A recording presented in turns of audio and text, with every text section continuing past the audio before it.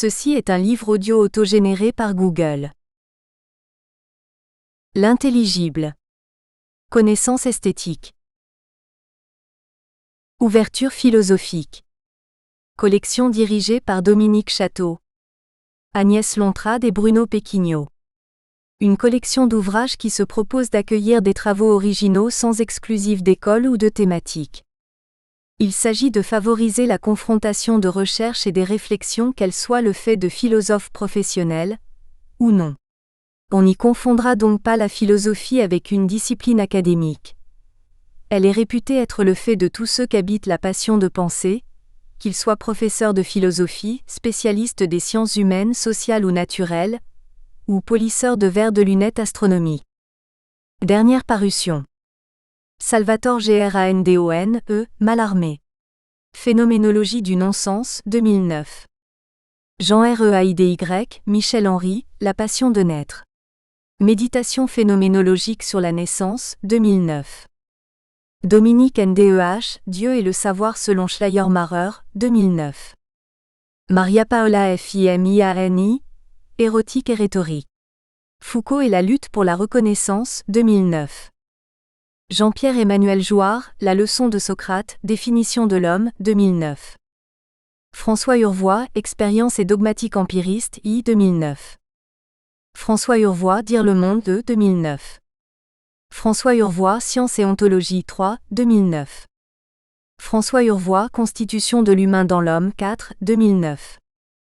Vassilis Vitsaxis, Le mythe et la recherche existentielle, 2009. Marcello Vitali Rosati, Corps et virtuel, itinéraire à partir de Merleau-Ponty, 2009. Jusqu'ici nous n'avons pas seulement parcouru le pays de l'entendement pur, les catégories a priori. En examinant chaque partie avec soin, nous l'avons aussi mesuré et nous avons assigné à chaque chose en ce domaine sa place. Mais ce pays est une île que la nature elle-même a renfermée dans des bornes immuables. C'est le pays de la vérité, mot séduisant, enfermé d'un vaste et orageux océan, empire de l'illusion, où main brouillard, main banc de glace en fusion présente l'image trompeuse de pays nouveaux, attire le navigateur parti à la découverte, l'entraînant en des aventures auxquelles il ne pourra plus s'arracher mais dont il n'atteindra jamais le but. Emmanuel Kant, Analytique transcendantale. Critique de la raison pure, 1781. Incipit Tragédia. La photo du frontispice de cet ouvrage, prise récemment lors de la mission interdisciplinaire française du Sindh, Pakistan 1, montre des FAQIRS soufis pratiquant le Dhammal, danse extatique dévotionnelle, proche de celle des derviches tourneurs. La scène se passe dans la Dargah, tombe de Bodlo Bahar, saint local, à Sewan Sharif, Sindh. Deux états coexistent dans cette photo où se mêlent éléments fixes et dynamiques. Murs, maisons sont par exemple figés, et nous voyons aussi ça et là des gens comme arrêtés dans leurs mouvements. Dont un des FAQIRS portant une longue robe qui lui descend jusqu'aux pieds, immobile, et qui nous regarde. Derrière lui, un groupe de gens encore statiques, et des maisons et des personnes aux portes. Tout le reste ou presque est en mouvement ou dans un état intermédiaire, bouger, trembler. À droite du personnage arrêté, presque au centre de la photo, les bras déployés, nous percevons une forme tournant sur elle-même à très grande vitesse. Autre fakir, tour, détour et retour éternel, toujours à nouveau, apparition, rapidement esquissée qui ne nous livre plus que son dynamisme et sa déformation. Un visage fixe tourné vers la gauche paraît néanmoins au niveau supérieur de cette forme, image cachée, comme naissant du mouvement dynamique, tandis que les pieds sont à peine visibles. Cette coexistence de formes de fixité et de mouvement crée aussi la juxtaposition de deux temps dans un même espace qui interroge d'autant plus notre perception. J'ai saisi cette idée en passant, et vite j'ai pris les premiers mots venus pour la fixer, de crainte qu'elle ne s'envole de nouveau. Et maintenant elle est morte de ces mots stériles. Elle est là suspendue, flasque sous ce lambeau verbal, et en la regardant je me rappelle à peine encore comment j'ai pu avoir un tel bonheur en attrapant cet oiseau. Nietzsche, Le gai savoir, 298. Alors qu'on a tendance à fixer en notre esprit, en notre réflexion la pensée sur un point précis, on se heurte sans cesse à une réalité plus large et de fait, éternellement changeante, éternellement nouvelle. Le philosophe Henri Bergson, 18 591 941, montre ainsi que notre monde, monde de la vie et élément du monde physique, est avant tout celui d'une durée pure. Délaissé sur les données immédiates de la conscience, 1889, il évalue cette durée, temps incertain, livré à la surprise et à l'attente qui paraît être monde d'événements en puissance, d'imprévus, où philosophie et empirisme ne comptent pas tant que cela et dont nous devons essayer de tirer enseignement par plans, essais, expériences, tâtonnements précipités dans tous les sens. Plus profondément nous pénétrons l'analyse de la nature du temps, mieux nous comprenons que durée signifie invention, création de formes, élaboration continue de ce qui est absolument neuf. L'évolution créatrice. L'univers infini, monde englobant un système infini de singularités, n'est fait que d'universelles variations dans la durée. Ensemble de puissances entre le sans-fond et le fond du fond, qui vont vers l'actualisation, l'exigence d'être, énergia. Devant ce même et infléchi sable, jaillissement ininterrompu de nouveautés de réservoir à images, quantité de formes superposées, passant à grande vitesse devant les yeux, inépuisables, qui sont en soi pour chacun, éléments du savoir et de l'investigation, via des postulats théoriques, notre perception reste partielle 3. Par une approche qui nous est familière, nous appartient et demeure en nous, on s'installe alors en un monde intermédiaire pour mieux juger ce qui défile devant nous. Et pour nous, le devenir n'est alors fait que d'une succession d'états distincts, de simples instantanés, et la durée que d'instants. On fixe donc un instant, un seul instant. Un instant comme limite insaisissable entre deux néants dont l'un ne serait plus et l'autre attendrait de venir à l'existence, selon une pensée heideggerienne, c'est-à-dire en fait une synthèse ratée d'éléments disparates et contraires issus d'un chaos 4. Là est bien la tragédie éclatant à chaque minute. Dans cet effort constant de désignation du réel, cet exercice au sens originel de ce terme, on perd sensiblement pied. Croyant à l'immédiateté du monde que nous découvrons, on se heurte aussi à ses limites terriblement contraignantes. Car on se trompe et s'est toujours trompé quand on spécule sur le réel. Notre cerveau, récepteur imparfait, agit avec opiniâtreté comme un filtre empêchant d'atteindre une éventuelle réalité ultime. Les informations très schématiques qui s'y portent restituent sans cesse un espace partagé, fragmenté qui est pourtant d'un seul tenant en tant qu'espace qui se tend vers l'infini et le vide. Un espace débarrassé de toute hiérarchie, de tout axe perspectif, multidirectionnel et ce faisant, sans cesse dynamique que les opérations de notre esprit fragmentent encore plus.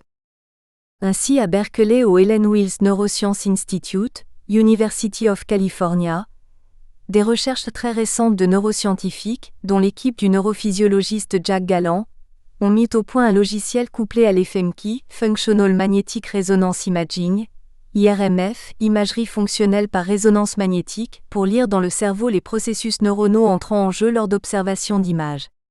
Ces études des mécanismes neuronaux, qui sous-tendent la vision ont recours à des méthodes d'identification quantitative basées sur des systèmes non linéaires, restituent la manière dont le système visuel réagit à la complexité des scènes naturelles et comment celui-ci est affecté par des processus top-down 5 de segmentation et de regroupement.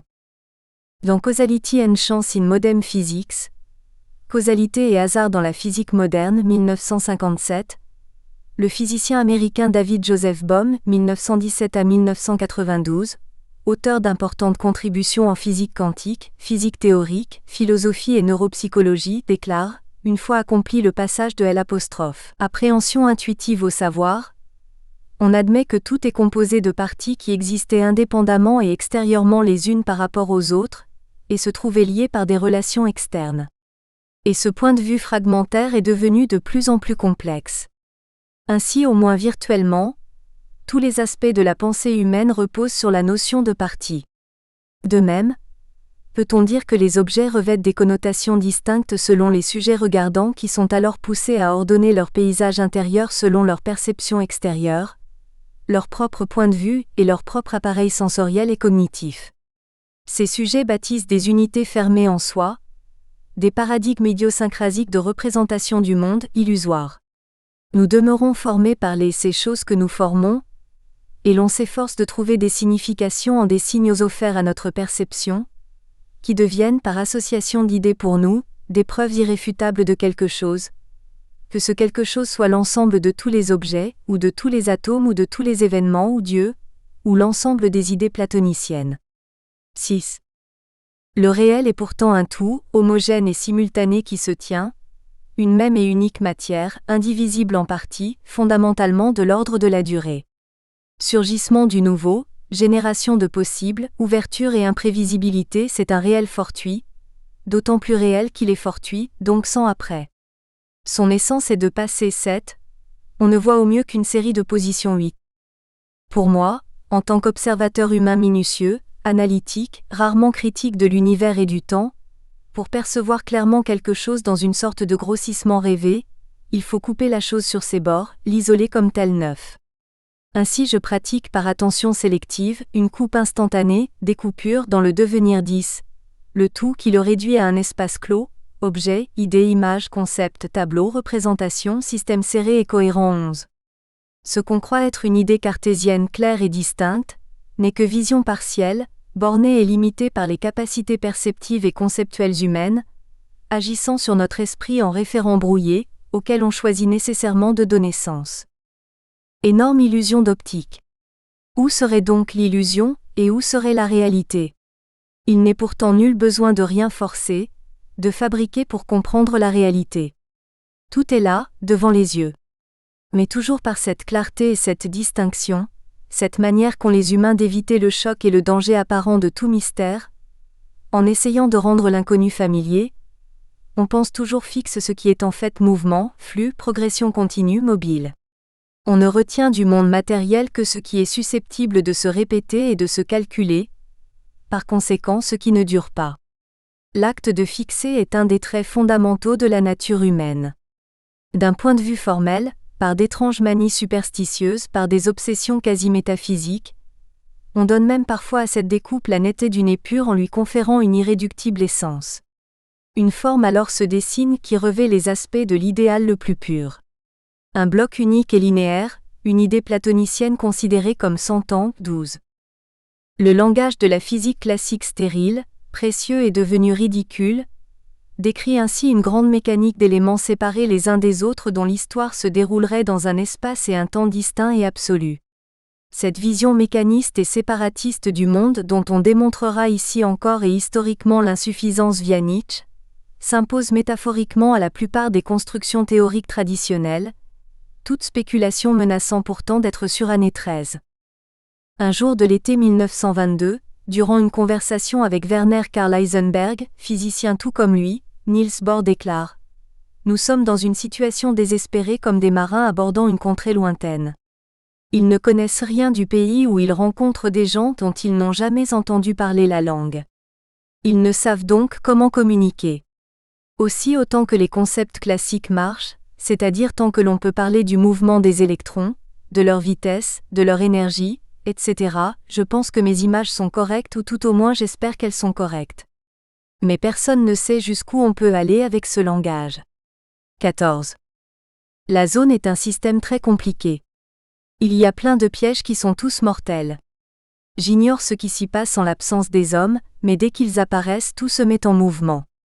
Ne peut-on pas voir là dans Stalker, Andrei Tarkovsky 1979, l'énoncé précis d'une réalité sans cesse modifiée par le regard de l'observateur ? Comme en train de se livrer à une démonstration devant des élèves curieux, l'écrivain et le savant, le stalker précise « À chaque instant elle est telle que nous l'avons faite par notre propre état d'esprit » et ajoute « Tout ce qui se passe ici dépend non de la zone mais de nous. » Nous sommes toujours face à une vision restreinte qui reste vague, et qui ne relève en définitive nullement du visible. On est aussi un peu dans un des problèmes fondamentaux de la physique, cette mystérieuse question de la non-séparabilité entre observateur et observé de la physique quantique de Niels Bohr 15. Dans ce réel voilé et non séparable, la vision du monde, pour qu'elle soit juste et demeure juste, est indissociable de l'idée d'une continuité entre la vision de l'observateur et ce qu'il observe. Et bien souvent ce que l'observateur voit ou croit voir ne sont que distorsions supposées existant entre le monde réel, tel que finalement on l'imagine réel, tandis que le monde réellement à percevoir se passe toujours hors champ. Dans tous les changements qu'il produit, on subodore une présence grouillante de mondes contigus, parallèles, sans cesse emboîtés les uns dans les autres. On y sent la toute-puissance d'un autre monde implicite sous la forme d'un immense courant de non-dits qui circule en tout point. Le monde reste en profondeur différent de ce qu'il paraît. Il faut sans cesse élargir et enrichir le domaine de l'investigation en y mêlant des considérations issues de l'histoire des idées, des mathématiques, de la physique, de l'astrophysique, des concepts philosophiques, et même des champs artistiques lesquels conjuguent admirablement dessin épistémologique et souci de la forme. Cette interdisciplinarité, répond d'ailleurs à un besoin de notre sensibilité humaine à la recherche de grands espaces-temps déterminants pour l'imaginaire, Gilbert Durand. Une revisitation totale du réel est nécessaire pour transformer notre connaissance du monde et abandonner les grandes certitudes ontologiques. Mais bien plus, car comme dit l'astrophysicien, écrivain et poète français spécialiste des trous noirs Jean-Pierre Luminet, 1951, le réel n'est pas seulement voilé par nos facultés de perception limitées, il est voilé par la nature même du monde. La forme globale de l'espace pourrait être assez tordue pour démultiplier presque à l'infini les trajets de la lumière entre une source lointaine et nous-mêmes, de sorte que nous serions plongés dans un univers d'apparence extrêmement différente de ce qu'il est en réalité. 16. L'univers dans sa forme globale, un volume fini, nous paraît donc vaste, déplié, contenant des milliards de galaxies, tandis qu'il serait en fait beaucoup plus petit que l'univers observable, chiffonné en petits univers biscornus contenant beaucoup moins d'objets authentiques. Au reste, cet espace paraît chiffonné, au point de pouvoir créer des images fantômes de chacun de ces objets cosmiques 17. Cette notion de réalité empirique est la conjecture plausible d'un réel indépendant pour le moins voilé, dont on ne peut espérer connaître que certaines structures générales en reflets grossièrement déformés, se retrouvent dans le réel voilé. Analyse des concepts quantiques, 1994, du physicien théoricien Bernard d'Espagna, 1921, l'un des principaux interprètes philosophiques de la mécanique quantique. La représentation, pour incarner sa même forme de représentation, devrait totalement se mettre en dehors du champ visuel, et cela est tout paraît impossible. On ne peut que faire varier l'angle et seulement en fonction de l'outil utilisé. Ce perspectivisme radical ne fait que gêner d'autant plus celui qui veut voir et interpréter. D'après le philosophe britannique d'origine autrichienne, Ludwig Wittgenstein, 1889 à 1951, cette relativité essentielle de la connaissance possible provient de la superposition de deux types d'espaces tels deux types d'images coexistants. L'espace visuel, l'expérience immédiate, qui utilise un cadre de référence, et l'espace euclidien, géométrique, de façon à ce que l'image virtuelle intègre nécessairement à elle intérieur de sa composition toutes les composantes spatiales qui s'y rattachent, hauteur, profondeur, largeur 18. Nous introduisons involontairement des coordonnées ou des mesures dans notre propre perception de l'espace réel.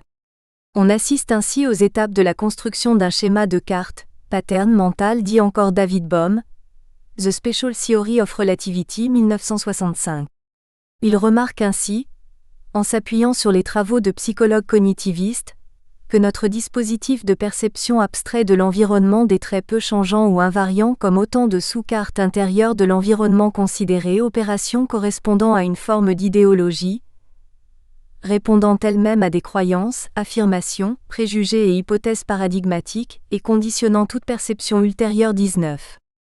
Nous, prisonniers de nos cartes mentales, établies par la conjugaison de notre perception et de notre mémoire, sommes enclins à recadrer l'espace réel dans un espace géométrique pour le rendre plus stable, pour l'idéaliser en quelque sorte vain.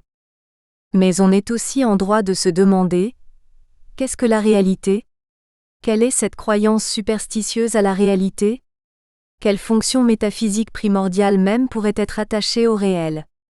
Sans cesse devenir qui s'interroge et qu'on interroge 21, la construction du réel participe de l'imagination et de l'invention.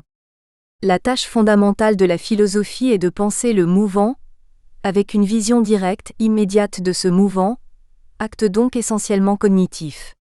Bergson pointe combien l'intelligence s'est constituée par un progrès intrinsèque, et parle de l'adaptation de plus en plus précise, de plus en plus complexe et souple, de la conscience des êtres vivants aux conditions d'existence qui leur sont faites. De là pourrait découler l'idée que l'art, mais aussi bien la philosophie dans son sens large, opérations d'intelligence et de cognition, sont destinées à assurer l'insertion parfaite de notre corps d'être vivant, conscient, en son milieu, à se représenter les rapports des choses extérieures entre elles, enfin à penser au mieux et au plus près matière et réalité en tant que espace-temps matière. Ce qui doit à présent s'étendre à la théorie de la connaissance en général. Il nous faut essayer de bâtir une image approchante de l'univers et de notre rapport à lui. Ce dernier est comme un film que l'on pourrait voir, du moins en partie de manière instantanée, comme un tableau, 22 composé de milliers de choses encore à découvrir. Un immense tableau espace ou une structure, munie d'une topologie quelle que soit sa forme, sans cesse en cours d'achèvement mais ne se finissant jamais, qui se déploie actuellement sous nos yeux, si tant est que cette expression ait un sens. Un tableau complètement conçu dans notre esprit, représentation toujours plus englobante et perçue, image mentale, comme au-dedans d'une ou plusieurs boules de verre facettées 23. Au-dedans de ce tableau hypercubique ou plutôt hypersphérique 24, se trouve de long en large un nombre fini de points particuliers, des signes spécifiques indiquant les positions qu'on doit prendre pour construire de nouveaux concepts. En dehors de toute géométrie, ou alors une géométrie élastique pouvant entraîner par elle-même un renouveau et autoriser un regard différent, et a priori, de toute modalité surplombée par des lois universelles et constantes. Il ne s'agit pas pour nous de caresser l'ambition de produire du jamais vu, mais bien de se disposer à saisir, en dedans comme en dehors, ce qui se présente dans ce monde où les choses et les phénomènes qui s'y déroulent sont ainsi, juste ainsi. Parfois même indépendamment en dehors de notre regard en tant qu'observateur. Dans notre confrontation à ces points, nous sommes tels des vecteurs orientés. Sans but réel, sauf le déplacement continuel d'un corps ou d'une particule en mouvement dans l'espace, sa trajectoire dans la structure, on suit les vecteurs qui se heurtent périodiquement au point. De même les personnages de Stalker, bourlinguant au mieux, foulent une portion d'espace homogène, rythmée par des poteaux télégraphiques servant de repère à la recherche d'un passage. Pour se déplacer, sur un mode apparemment ordonné, ils doivent recourir aux jets aléatoires de boulons fixés à des foulards. Imposition de règles formelles. L'endroit où tombe le foulard est précisément le point où ils doivent se rendre et ils agissent ainsi à chaque fois. Tout a l'air en même temps, parfois, de se modifier à chaque instant autour d'eux. Créant de ce fait l'image de changement de phase, de bifurcation, d'oscillation et de boucle, trajet en boucle dans le temps et l'espace, propre aux différents processus affectant un système complexe. Et sur le terrain de la zone de Stalker, a lieu un parcours hésitant, douloureux et des trajectoires quelque peu chaotiques, dues à l'attachement à ces points et éventuellement à d'autres manifestations qui pilotent leur action. Car ici, le monde se divise en deux comme dans le manuel d'Épictété, mélange de déterminisme et d'indéterminisme. Dans cette coexistence de champs connus et inconnus, il y a ce qui dépend de nous, ta EPH-énime, et ce qui ne dépend pas de nous, ta OUK-EPH-énime. Ce jalonnement spatial et physique du territoire par jet de boulons et l'attachement aux signes et indices qu'il contient représentent le seul repérage possible, tandis que les lois de la zone opérant de leur côté d'un point de vue à la fois quantique et relativiste brouillent. Le mathématicien et physicien Henri Poincaré dit dans Science et méthode, 1908, « Le cerveau du savant qui n'est qu'un coin de l'univers ne pourra jamais contenir l'univers tout entier. » 25. Pour paraphraser Wittgenstein, Tractatus Logico-Philosophicus, on dira que nous nous faisons des tableaux des faits, vécus ou non, c'est-à-dire que nos représentations de ces faits-images sont une transposition de la réalité où les éléments sont également reliés les uns aux autres. L'ensemble de ces relations formant la structure logique du monde et le tableau logique des faits constitue la pensée. Car ce monde ne peut être pour nous qu'effet de langage, construction langagière dans son jaillissement. Néanmoins pour David Bohm dans Wholeness and the Implicate Order, La totalité et le monde enveloppé, 1983, c'est aussi le langage qui est à l'origine de la fragmentation de la pensée et du réel. Tout se passe comme si on se trouvait face à une unité perdue, qui serait toujours dans notre esprit composée de fragments mis là en surprise, en rébus. Si l'on raisonne en système complexe, on pourra encore suivre Bohm quand il énonce dans La danse de l'esprit ou le sens déployé, 1989, l'état du tout pourrait en fait régir l'organisation des parties, non seulement du fait de la forte connexion entre éléments très éloignés, mais aussi parce que l'état du tout serait tel qu'il induirait l'organisation des parties. Sa réalité serait indifférente à la localisation exacte de ces parties. Cela implique qu'un changement d'état, y compris le regard de l'observateur, dans n'importe laquelle de ses parties retentit sur tout le reste. Ce tableau imaginé du monde montre donc, comme nous l'avons dit, sans cesse la dynamique des systèmes non linéaires comme principe de construction et laisse ouvert le résultat de l'expérience à mener. Totalité insaisissable, Dionysos, de fait métastable, chaotique, il se constitue et s'organise, s'apollonise, ou plutôt semble se constituer et s'organiser spontanément, dans l'œil de l'observateur, dans son esprit, son mental, sa psyché. Mais c'est lui en même temps qui organise l'homme, le régule, l'autocratise. Tout se passe comme s'il fallait à nouveau parcourir avec quelle peine, le champ des connaissances, fussent-elles mathématiques, physiques, esthétiques, philosophiques, biologiques, etc., et examiner encore de près le monde pour lui redonner ses marques ou de nouvelles marques. Il y a bien cette nécessité de regarder le monde comme un tout individu dans lequel toutes les parties de l'univers, y compris l'observateur et ses instruments, se fondent et s'unissent en une seule totalité. 26. Silence. Silence, le monde ne vient-il pas de s'accomplir? Que m'arrive-t-il donc? Zarathustra parle ainsi à son cœur. Le monde en moi insiste tant sur ma faculté de comprendre. Qu'ai-je au juste vécu? Que s'est-il passé en moi, autour de moi, à tel moment? Introduction à l'éternel retour. Ces chemins se contredisent, ils se butent l'un contre l'autre, et c'est ici à ce portique qu'ils se rencontrent. Le nom du portique se trouve inscrit à un fronton, il s'appelle instant. Nietzsche, ainsi parlait Zarathustra. De la vision et de l'énigme, 2. L'éternel retour, ER 27, de Friedrich Nietzsche 1844 à 1900 est une expérience miroir singulière. Expérience esthétique 28, qui consiste à voir ce qui se cache derrière soi-même et derrière le monde, à un certain moment présent. Comme s'il existait un certain point culminant, moment précis à l'intérieur d'un horizon déterminé de l'existence, de l'activité humaine pouvant donner naissance dans certaines conditions, à la vision d'une évolution apparemment désordonnée et fortement imprévisible qui se répétera, et ce éternellement.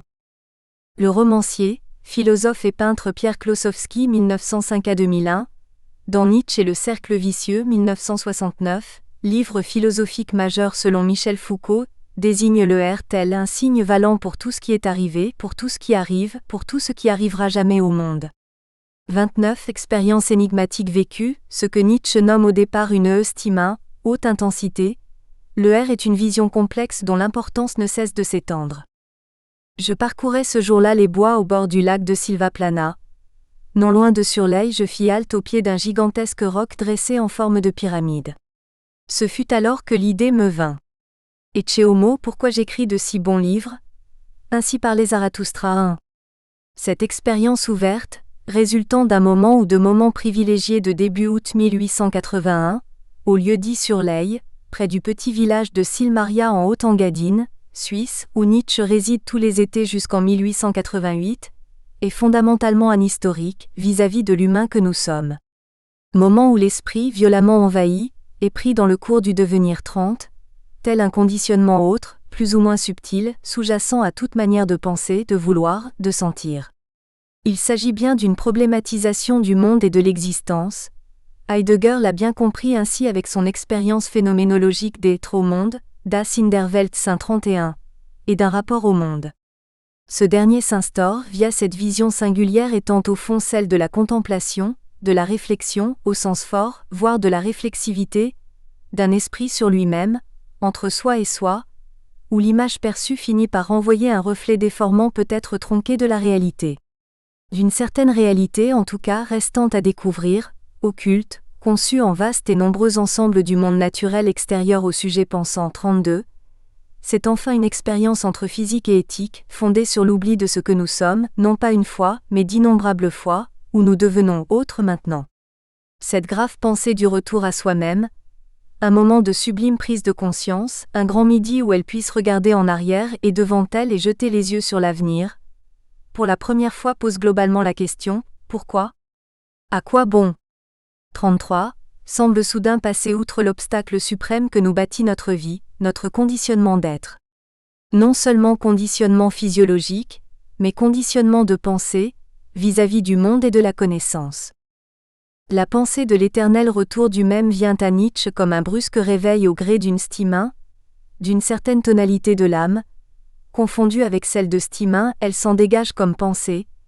Elle garde toutefois le caractère d'une révélation, soit d'un subit dévoilement. 34. Le démon qui apparaît dans l'aphorisme 341 du Gai Savoir 35 et qui est face à moi, je, dans ce miroir imaginé et certes moi, jouant quelque peu au narcisse, en une conscience dédoublée mais perçue dans un temps décalé presque à l'envers. Il se présente comme l'éternel devenir, mon futur. Ce démon, immémorial au sens propre, et qui est moi, je l'ai en quelque sorte oublié. L'oubli recouvre cet éternel devenir et l'absorption de toute identité dans l'être. Klossowski. Le R, c'est l'instant du renversement de l'être et d'avènement de l'avenir. Celui de l'anamnèse qui fait passer de l'ignorance à la connaissance, où l'on se rend compte d'une vraie situation et donc de la réalité des choses. À ce moment, j'apprends d'un coup que je suis autre que ce que je croyais et que je ne le suis maintenant. Mais à cet instant, où je sais que je suis tel succède un autre instant où je deviens autre par oubli de nouveau de moi-même jusqu'à la prochaine révélation obtenue par anamnèse. Klossowski. Je le perçois alors, cet instant de révélation, en entremêlement de sensations, fourmillement d'intensité de chute et de hausse, déploiement de flux dynamisé dans le temps, car s'élançant dans le futur. Nietzsche pense le devenir au plus proche de l'être et enseigne la vie telle qu'elle fut, telle qu'elle est, mais aussi telle qu'elle sera, en un avenir qui échappe encore à tout jugement. Le retour de cet avenir, soit récursivité, mot issu du latin recurrere, revenir en arrière de l'être sur lui-même, est un état privilégié étant toujours lui-même lié par des liens de nécessité à d'autres états. Le R, forme de théorie de la connaissance proche de la théorie. Nous espérons que vous avez apprécié cet aperçu. Pour continuer à écouter ce livre audio sur Google Play Livres, utilisez le lien dans la description de la vidéo.